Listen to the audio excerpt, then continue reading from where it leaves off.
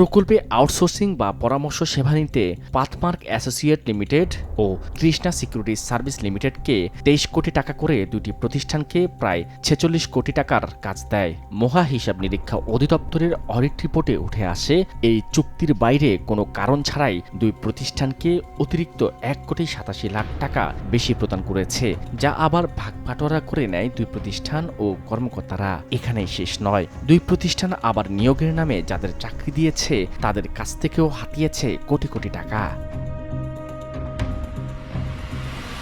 এদিকে সফটওয়্যারের নামে হয়েছে কোটি কোটি টাকার লুটপাট। পশুর পরিচয় শনাক্তে ডাটাবেস তৈরি করে কান বা শরীরে একটি ট্যাগ বা কিউআর কোড লাগাতে Bangladesh integrated network for livestock information নামে ৩২,৫৩,৪০,০০০ টাকা ব্যয় করা হয়, যার কাজ পায় ক্রান্তি অ্যাসোসিয়েট লিমিটেড।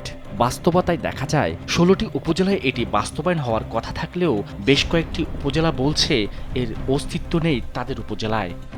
আমি যতদিন ধরে আছি ২৩ সাল থেকে, এরপর হয়নি। এইটা আমাদের এখানে কোনো কিউআর কোড হয়নি।